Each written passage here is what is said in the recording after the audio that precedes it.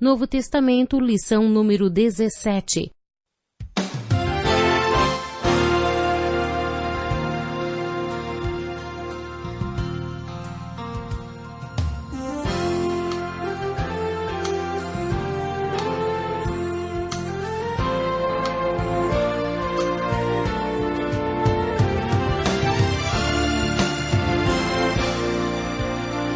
Muitas pessoas têm tido seus sonhos destruídos pela falta de confiança absoluta em Deus. A Bíblia está repleta de exemplos de grandes sonhos cumpridos para a glória de Deus. Encontro com a Palavra é um programa escrito pelo Dr. Dick Woodward e narrado por Pastor Edson Bruno. Ouça e descubra verdades que lhe ajudarão no seu dia a dia. Com você, Pastor Edson Bruno.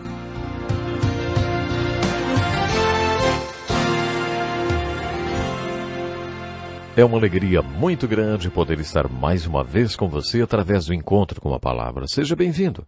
É um prazer contar com a sua participação no estudo do livro mais importante do mundo, a Bíblia. Estamos estudando o Novo Testamento. Acomode-se e pegue sua Bíblia. Hoje vamos estudar o capítulo 20 de Mateus. Os primeiros 17 versículos desse capítulo trazem mais uma parábola de Jesus chamada a parábola dos trabalhadores.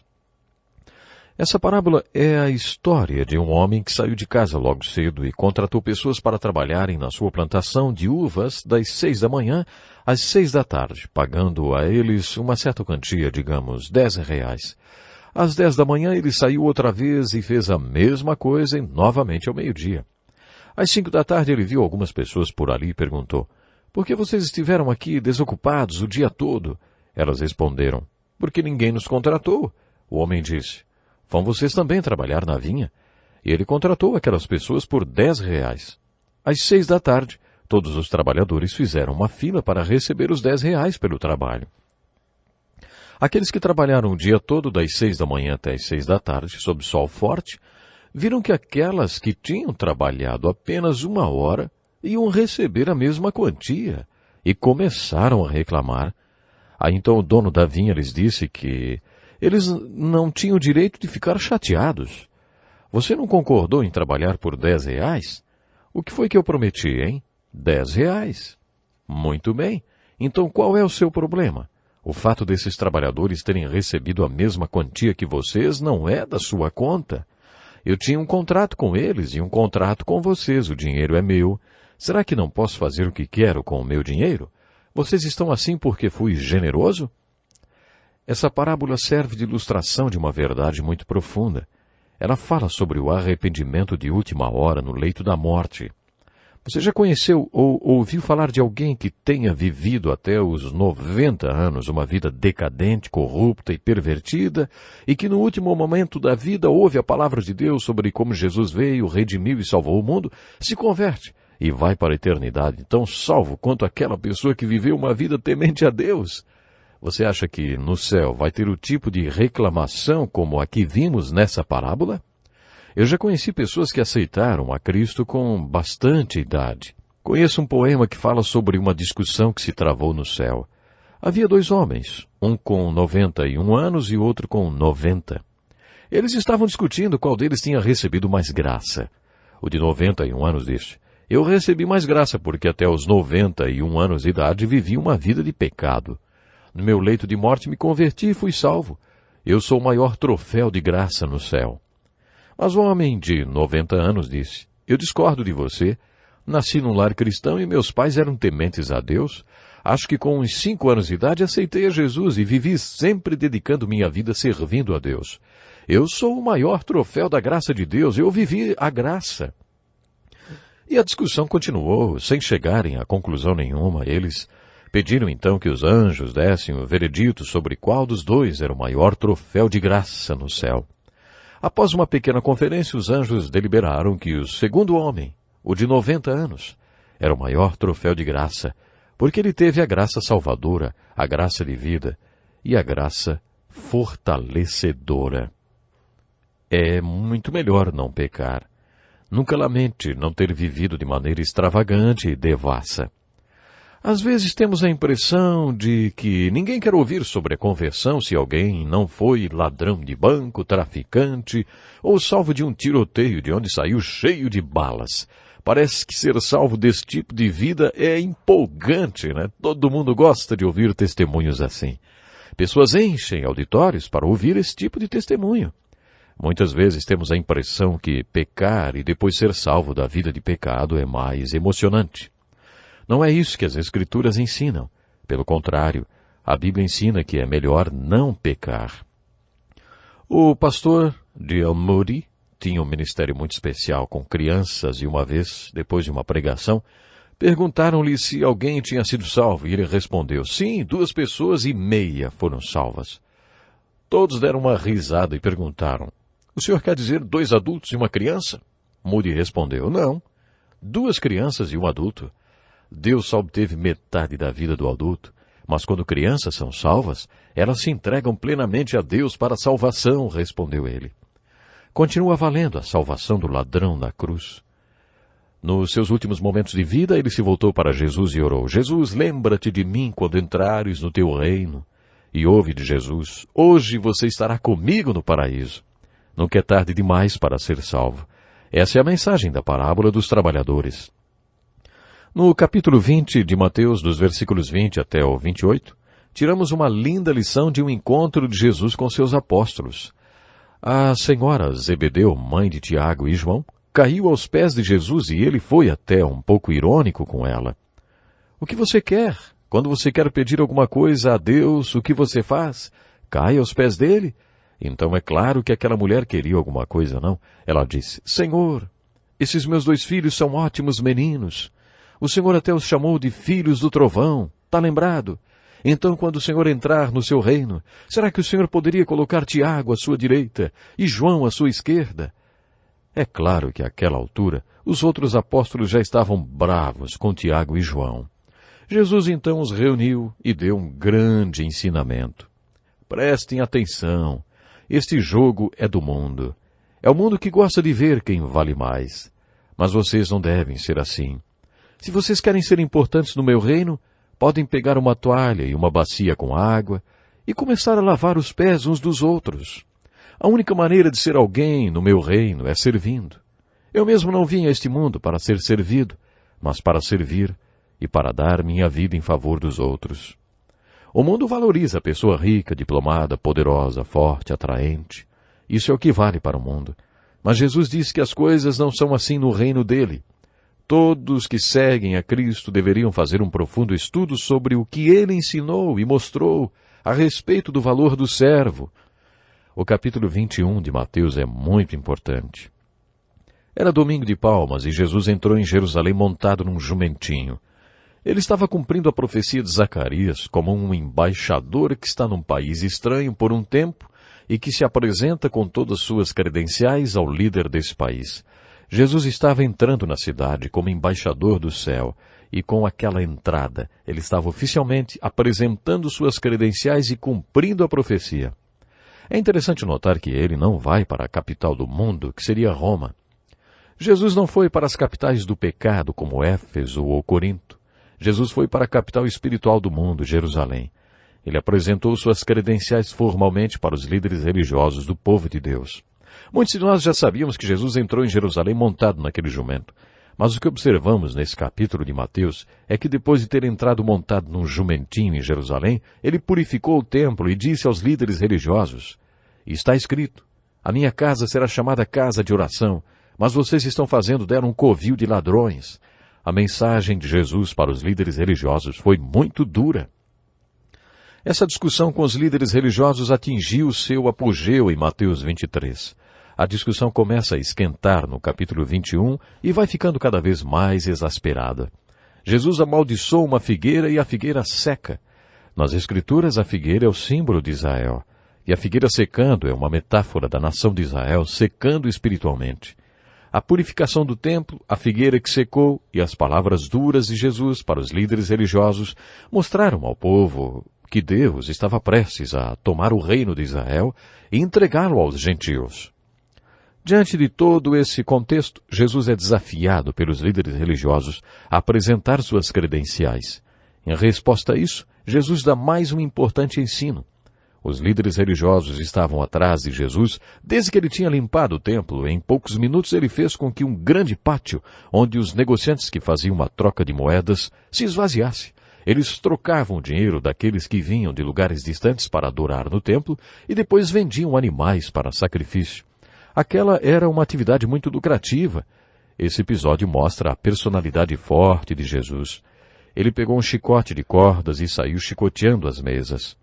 No final, todo o pátio estava livre de barracas e mercadorias. As pessoas ficaram assustadas e com medo, e correram do Jesus manso e humilde, porque ele tinha outra expressão no rosto. Ele estava bravo. Os líderes religiosos aproximaram-se e perguntaram: com que autoridade estás fazendo essas coisas? E quem te deu tal autoridade? Lembrem-se, Jesus era apenas um carpinteiro que tinha vindo de um lugar pobre. Por isso, para eles, era natural que fizessem essa pergunta. Eles estavam pedindo as credenciais de Jesus. Esse é o contexto da minha parábola preferida. O que acham? Havia um homem que tinha 2 filhos. Chegando ao primeiro, disse: filho, vá trabalhar hoje na vinha. E este respondeu: não quero. Mas depois mudou de ideia e foi. O pai chegou ao outro filho e disse a mesma coisa. Ele respondeu: sim, senhor. Mas não foi. Qual dos 2 fez a vontade do pai? O primeiro, responderam eles. Jesus estava ensinando novamente o que tinha ensinado no topo da montanha. O mais importante não são as palavras, mas as atitudes. Os 2 filhos disseram uma coisa, mas agiram de forma diferente. Portanto, o que eles declararam não importou muito. A questão foi o que eles fizeram. Jesus estava dizendo aos líderes religiosos: vocês têm todas as credenciais daqueles que cuidam da vinha do meu pai e que fazem a vontade dele. Vocês têm todo o discurso e as credenciais. Eu não tenho nenhuma credencial. Sou apenas um carpinteiro da cidade de Nazaré, mas estou na vinha do meu pai, fazendo a vontade dele. Que coisa fascinante, hein? Quando Deus se tornou homem, ele era um homem sem credenciais pelos padrões humanos. Depois, Jesus contou outra parábola. Havia um proprietário de terras que plantou uma vinha. Colocou uma cerca ao redor dela, cavou um tanque para prensar as uvas e construiu uma torre. Depois arrendou a vinha a alguns lavradores e foi fazer uma viagem. Aproximando-se a época da colheita, enviou seus servos aos lavradores para receber os frutos que lhe pertenciam. Os lavradores agarraram seus servos, a um espancaram, a outro mataram e apedrejaram o terceiro. Por último, enviou-lhes seu filho, dizendo: a meu filho respeitarão. Mas quando os lavradores viram o filho, disseram uns aos outros: este é o herdeiro, venham, vamos matá-lo e tomar a sua herança. Depois que ensinou isso, Jesus, mais uma vez, faz uma pergunta: vocês nunca leram isto nas Escrituras? Vocês, estudiosos do Velho Testamento, sabem dizer onde Jesus queria chegar? Deus havia enviado profetas para Israel por muitos e muitos anos. Como foi que os filhos de Israel trataram aqueles profetas? Como foi que eles trataram Jeremias? E o desconhecido Miqueias, hein? Durante séculos eles maltrataram os profetas. Agora Jesus tinha vindo. Jesus aqui estava declarando a sua deidade. Ele estava dizendo àqueles líderes religiosos: eu sou filho de Deus e nesse exato momento vocês estão planejando me matar. Depois disso, Jesus fez uma aplicação da parábola. Portanto, eu lhes digo que o reino de Deus será tirado de vocês e será dado a um povo que dê frutos do reino. Aquele que cair sobre esta pedra será despedaçado, e aquele sobre quem ela cair será reduzido a pó.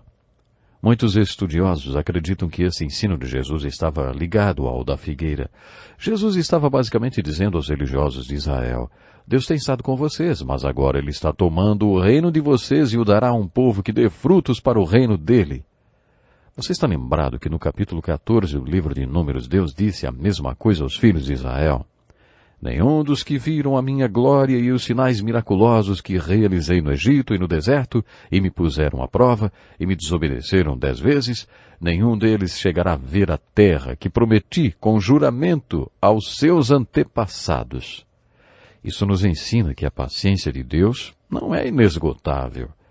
O desprezo do povo de Deus com a vontade dele pode atingir um ponto em que Deus diz: vocês não vão fazer minha vontade, por isso encontrarei alguém que a faça. É isso que estava acontecendo com Israel quando Jesus confrontou os líderes religiosos. Jesus estava dizendo mais ou menos isso. Deus vai mudar o quartel-general dele. Vocês tiveram a oportunidade de ser uma nação que traria frutos para o reino de Deus. Mas está claro que vocês nunca trarão esses frutos. Para Jesus, o compromisso com Deus é como uma pedra sobre a qual você cai. Quando você cai sobre essa rocha, você se quebra para a vontade dessa pedra. Você tem a oportunidade de cair sobre essa pedra e se quebrar. Mas se você não cai sobre essa pedra e não se quebra, a pedra cai sobre você e o despedaça, reduzindo-o a pó. Observamos essas palavras de Jesus se concretizando na história da igreja. Houve tempos em que a Terra Santa era o quartel-general de Deus. Parecia que Deus operava a partir da terra de Israel. Mas hoje, quando vamos lá, vemos o terceiro maior templo muçulmano bem no lugar onde antes estava o templo no qual Jesus falou essas palavras. Por isso que dizemos que Israel não é mais o quartel-general de Deus. Se hoje você fizer uma viagem à Terra Santa e passar também pela Ásia Menor, indo até a Turquia, onde ficava Éfeso, as pessoas vão contar que foi lá onde o cristianismo atingiu seu apogeu. Foi lá em Éfeso onde Paulo pregou. Naquela época Deus tinha removido seu quartel-general para a Ásia Menor. Durante vários séculos parecia que Deus operava a partir da Europa, principalmente da Alemanha. A Alemanha foi o local de base da reforma protestante de Martim Lutero. Já ouvi falar que havia mais conhecimento na Alemanha quando Hitler assumiu o poder do que em todo o resto da Europa. A Alemanha estava trocando Deus pelo racionalismo e a intelectualidade. Filósofos como Nietzsche ajudaram Hitler a liderar a nação para a devastação da Segunda Guerra Mundial. Se analisarmos a Alemanha sob a perspectiva das palavras de Jesus, podemos dizer que espiritualmente a nação teve a chance de cair sobre a rocha e se quebrar para a vontade de Deus. Mas eles deixaram de produzir frutos para o reino e a rocha caiu sobre eles e os reduziu a pó. A partir de então, Deus se locomoveu para o oeste. Muitas pessoas acham que hoje os Estados Unidos são o quartel-general de Deus. Mas para os americanos a mensagem é óbvia. Assim como todos os lugares onde Deus pareceu estar atuando, se eles não produzirem frutos para o reino de Deus, essa mesma rocha cairá sobre eles e vai reduzi-los a pó. Então Deus removerá o seu quartel-general para outro lugar, talvez para a Coreia. Quando estudamos a história da igreja dentro de um contexto histórico mundial, observamos que Deus tem sido forte em várias partes do mundo. Por que Deus deslocou sua base de operação tantas vezes? Porque o povo de Deus naqueles lugares deixou de produzir frutos para o reino. Deus aguenta isso por um tempo, mas depois caia sobre o povo deixando-o em pedaços e vai para atuar a partir de outro lugar. Essa é uma verdade. Essa verdade pode ser aplicada num âmbito nacional ou pessoal. Enfrentamos então a questão: será que vamos cair sobre a rocha e nos quebrar para a vontade de Deus e fazer o que Deus realmente quer que façamos? Ou a rocha vai cair sobre nós, hein? Quando demonstramos que vamos acabar não fazendo a vontade de Deus, ele sai à procura de outra pessoa que faça o que ele quer. Quando isso acontece, quem sai perdendo somos nós. No capítulo 22 de Mateus e no 14 de Lucas, encontramos outra parábola referente ao tipo de comunhão que Deus quer ter conosco. Jesus contou que um homem preparou uma grande festa e começou a convidar pessoas. Venham, pois tudo já está pronto. A mensagem dessa parábola é que Deus quer ter comunhão conosco. Lemos Apocalipse 13:20. Eis que estou à porta e bato. Se alguém ouvir a minha voz e abrir a porta, entrarei e cearei com ele e ele comigo. Você não acha que, se Deus mandasse convites para um banquete, haveria uma multidão de gente na festa? Só que não é isso que a parábola conta que aconteceu. Todo mundo arrumou desculpas para não ir ao banquete. Acabei de comprar uma propriedade, preciso vê-la. Essas pessoas convidadas não quiseram ter comunhão com Deus. É isso que a parábola está dizendo. E as desculpas que eles deram mostram que ficaram distraídos com as coisas materiais desse mundo. Preste atenção em outra das desculpas registradas no Evangelho de Lucas. Acabei de comprar 5 juntas de bois e estou indo experimentá-las. Essas juntas de bois estão associadas a trabalho. A desculpa aqui pode ser interpretada assim: não posso ir ter comunhão com Deus porque tenho muito trabalho, meus negócios me ocupam muito. A terceira desculpa foi: acabo de me casar e por isso não posso ir. Na verdade, todos tinham coisas que valorizavam mais do que ter comunhão com Deus: bens materiais, trabalho e outras pessoas. Poderíamos dar um novo título a essa parábola: 3 desculpas para não ter comunhão com Deus. Com essa parábola, Jesus estava dizendo que não temos comunhão com Deus porque há outras coisas que achamos mais proveitosas, desejáveis e importantes do que Deus, ou estar com Ele. Qual é a aplicação dessa parábola, hein? Qual é a importância da comunhão com Deus na sua vida? É empolgante pensar que Deus quer ter comunhão com você e comigo. Conheço um pastor que cuidava de uma igreja muito grande, que exigia muito tempo. Lembro-me dele ter me contado que gostaria muito de passar mais tempo lendo a Bíblia, orando e tendo mais comunhão com Deus, mas que o trabalho na igreja, as ocupações administrativas, a papelada, ocupavam muito do seu tempo e não o deixavam ter mais comunhão com Deus. Essa parábola está nos dizendo que Deus quer ter comunhão conosco e que devemos valorizar a comunhão com Deus mais do que valorizamos nosso trabalho, bens ou pessoas com quem convivemos. No capítulo 14 de Lucas, a parábola é seguida de um tremendo ensinamento de Jesus, no qual ele diz: vocês não podem ser meus discípulos a menos que queiram me colocar em primeiro lugar em suas vidas, acima de tudo que possuem e de todos os que amam. Vocês têm de estar prontos para tomarem a cruz de vocês e me seguir, ou então não podem ser meus discípulos. Estas palavras de Jesus fazem muita gente tremer. Qualquer de vocês que não renunciar a tudo que possui não pode ser o meu discípulo. Isso nos faz pensar sobre a graça barata e sobre o custo do discipulado. Qual é o preço de seguir a Jesus? Em quais eram as coisas que Jesus valorizava? Será que os seus valores são iguais aos de Jesus? Jesus valorizava a comunhão com Deus. Ele estava sempre orando em algum lugar, porque a comunhão com Deus era muito importante para ele. Medite, busque a Deus em oração e avalie os valores de Cristo e compare com seus valores. Será que os seus valores são cristãos? Vimos o convite que foi feito e todas as desculpas que foram dadas. E você? Será que você está festejando com Jesus Cristo, devorando sua palavra e aplicando o que aprende nas situações da sua vida? Lembre-se que as atitudes valem mais do que as palavras. Deus tem direito de esperar que você dê frutos, e você dará se valorizar a Deus mais do que qualquer outra coisa no mundo. Não dê desculpas. Aceite o seu convite para cear com Ele e ter comunhão com Deus. Ore, Senhor Jesus, não quero mais dar desculpas, eu quero ter comunhão contigo. Venha ser o Senhor e o Rei da minha vida, eu quero servi-lo. Eu agradeço pelo seu amor, e porque o Senhor prometeu que sempre estará comigo e que nunca vai me deixar. Ajude-me nessa caminhada, não quero mais apresentar desculpas. Quero ter comunhão contigo. Se você fez essa oração, entre em contato conosco, escreva-nos hoje mesmo. Programe-se para estar conosco no próximo encontro com a palavra. Sua atenção é muito importante para nós. Deus o abençoe e que possa fazer você prosperar cada dia mais na sua vida espiritual, na sua vida em família, na sua vida como um todo. Até o próximo programa. Que lição importantíssima. Obrigado, Pastor Edson Bruno. Prezado ouvinte, coloque em prática o que você ouviu aqui.